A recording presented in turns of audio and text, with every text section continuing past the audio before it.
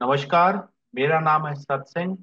और आज मेरे साथ जो चैट के लिए साथी जुड़े हैं जूम के ऊपर, उनका नाम है मोहम्मद गजाली। मोहम्मद गजाली मेरी तरह ही पत्रकार हैं। मोहम्मद गजाली अभी चंडीगढ़ में एक रेप्यूटेड टीवी चैनल के लिए काम करते हैं। और इनसे आज जुड़ने का हमारा जो खास पर्पस है वो है इजराइल के अंदर ये रहे हैं, वहां इन्होंने पढ़ाई की है और कुछ समय के लिए वहां गए थे, अब दोबारा से ही इंडिया आ गए हैं। हमारे बहुत सारे साथी अभी रिसेंटली रोहतक आए थे, जिसमें हरियाणा के डिफरेंट डिस्ट्रिक्ट से युवा आए थे। और पहाड़ स्टेट से, राजस्थान से, एमपी से, बिहार से, जो कि कंस्ट्रक्शन वर्कर्स के रिक्रूटमेंट में उन्होंने हिस्सा लिया था। उन सभी के बड़े कॉमन से सवाल थे कि इजराइल कैसा है, हम वहां जाएंगे, खाने पीने का कैसा रहेगा, कानून कैसे हैं, सेफ्टी को लेकर के क्या सिस्टम रहता है वहां पर, क्योंकि अभी वहाँ कन्फ्लिक्ट जोन है, वहाँ युद्ध चल रहा है। तो उसको लेकर के जो ग्राउंड रियलिटी है, क्योंकि गजाली साहब वहाँ रहे हैं तो वो हमें बेटर बता सकेंगे। गजाली साहब, आपका स्वागत है और इन्हीं सवालों का आपसे जवाब चाहेंगे। बहुत शुक्रिया सर भाई, आपके साथ जुड़ने के लिए।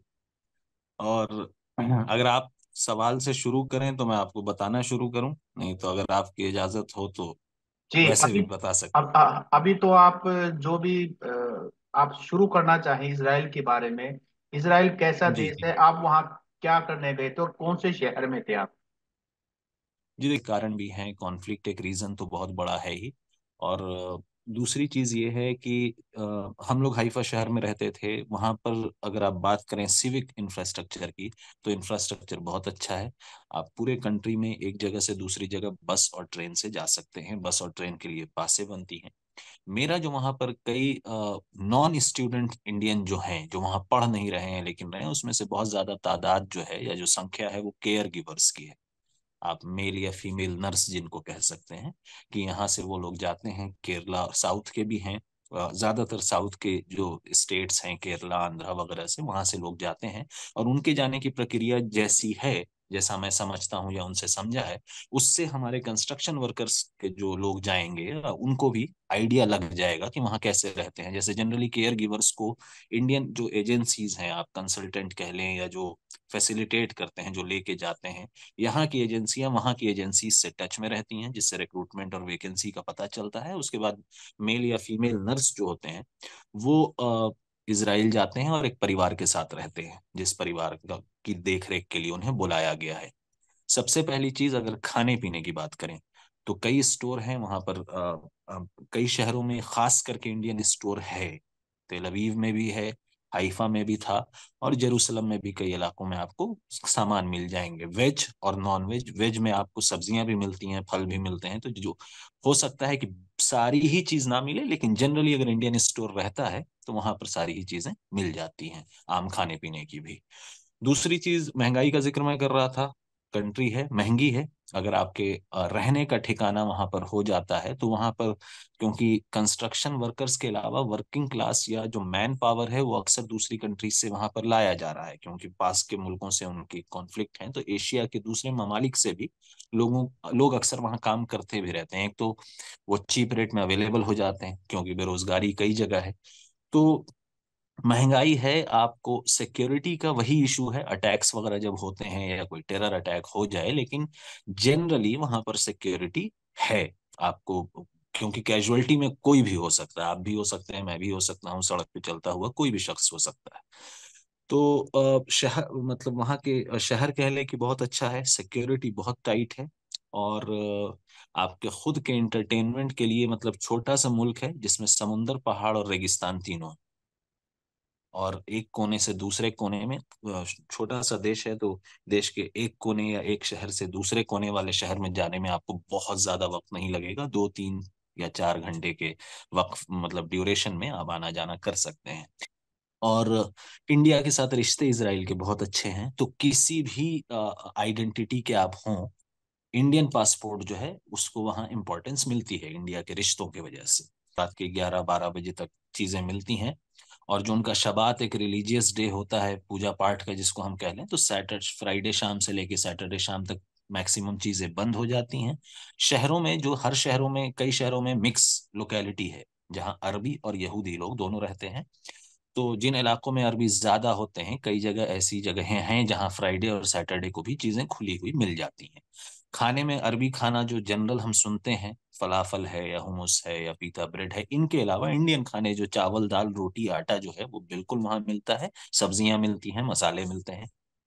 तो एक अच्छा मौका भी होता है कि आप एक ऐसे कंट्री में जा रहे हैं जहाँ जनरली बहुत कम इंडियन है, तो जल्दी घुलने मिलने का भी एक वो हो जाता है कि आपको पता लग जाएगा कि कौन इंडियंस का है, और आपको इंडियंस दिखेंगे भी तेल अवीव और जेरूसलम जैसे शहरों में। जी अब आप गजाली साहब, कोई, जी जी, मेरा अगला सवाल ये है कि वहाँ की करेंसी के बारे में बताइए, वहाँ की करेंसी कौन सी है।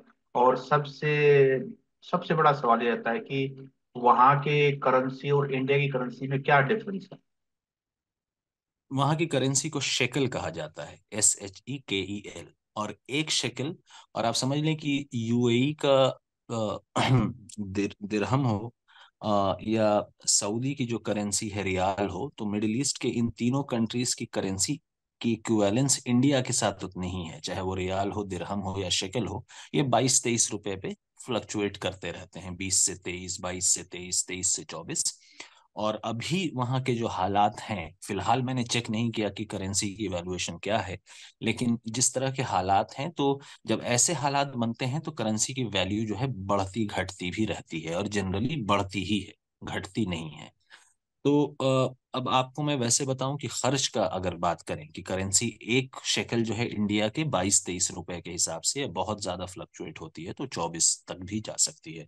रहने की जहां तक बात करें तो कई इलाकों में आपको फ्लैट मिल जाते हैं जो 2,000 से 2,500 शेकल के होंगे। 2,000 से 2,500 शेकल, ये करीब आपके 45,000 समझ लीजिए या 50,000 तक होंगे।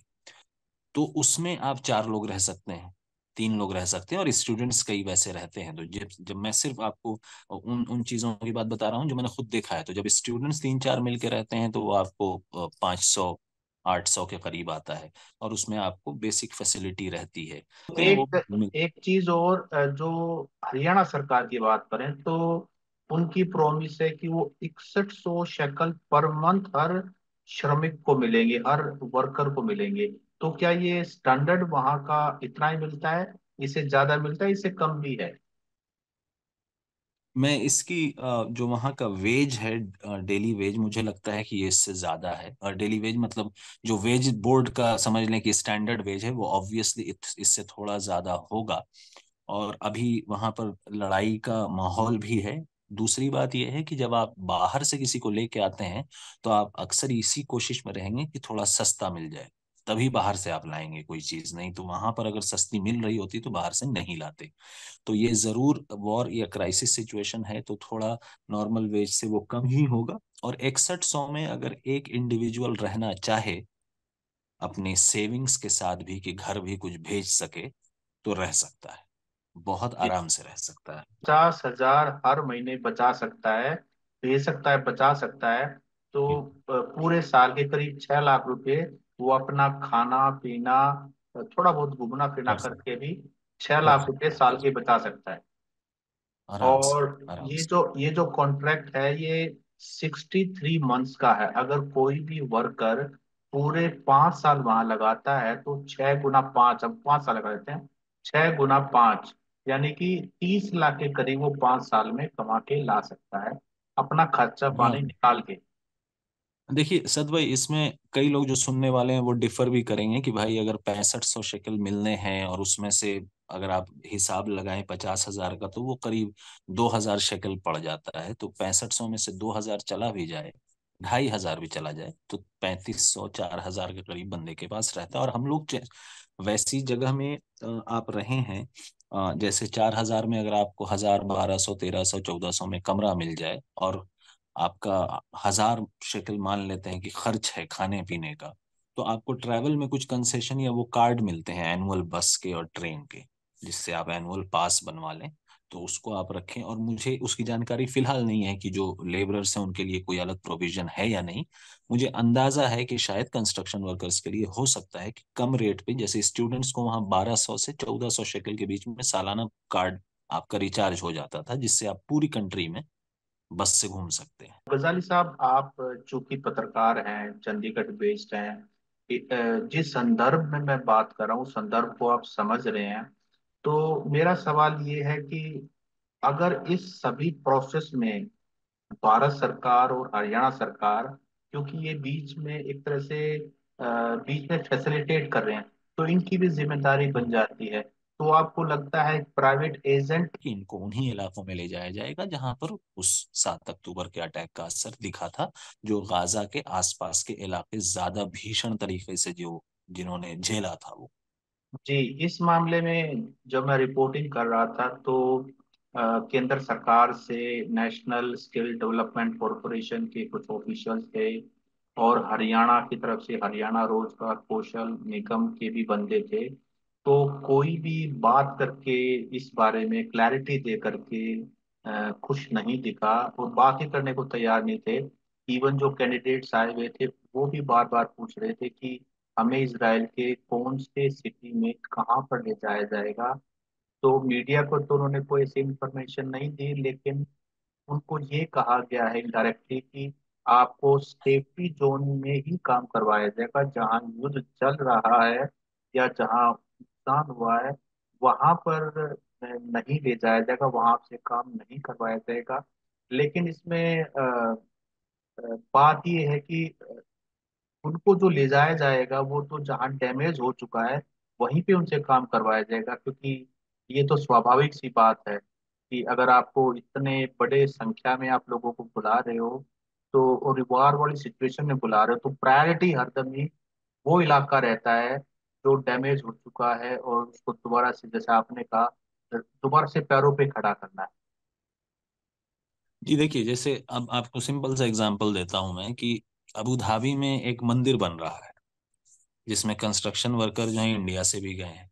तो अब इसराइल में कोई ऐसा प्रोजेक्ट तो है नहीं कि कोई नई चीज का कंस्ट्रक्शन करना है, कोई बिल्डिंग है, कोई मंदिर है, या कोई ऐसा मॉन्यूमेंट है जो बहुत सालों से खराब था और अभी सरकार ने डिसाइड किया कि उसको बनवाना है, इसलिए इंडिया से कंस्ट्रक्शन वर्कर लेके आओ। क्योंकि ये तो जग जाहिर है कि वहां पर जंग का माहौल छिड़ा हुआ है, और वहां से अरबी जो लेबर रहते होंगे, या जो आपके पड़ोस के अरब अरब वेस्ट बैंक से जो लोग काम करने आते हैं फिलिस्तीन से, बेसिकली उनको आपने परमिट बंद किया हुआ है, नहीं बुला रहे हैं।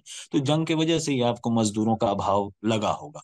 अब मजदूरों का अभाव लगा क्यों है? जाहिर सी बात है कि जहां जहां अटैक हुआ है, बहुत सारे घर उड़े हैं, डैमेज हुए हैं, उनको आपको आप जंग की स्थिति में भी। और दूसरी बात जो मैं आपको बता रहा था सद भाई, कि जंग कंट्री इतनी छोटी है कि इंडिया नहीं है कि अटैक जो है पंजाब और कश्मीर की तरफ हो रहा है तो मुंबई या महाराष्ट्र की तरफ आपको पता नहीं चलेगा, या गुजरात की तरफ आपको पता नहीं चलेगा।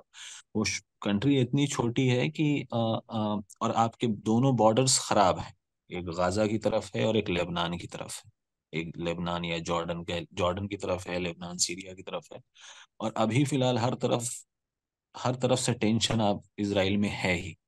तो इस वजह से समझ सकते हैं कि वो ये हो जाता है कि उन्हीं इलाकों में ले जाने की कोशिश होती है जिन इलाकों में डैमेज हुआ है, जिन इलाकों में दोबारा से रोड टू रिकवरी कह लें, या दोबारा से जिनको बनाने की कोशिश की जा रही है। अगर इंडिया की बात करें कंपैरिजन के लिए, तो इंडिया के कौन से इलाके के बराबर इसराइल देश होगा?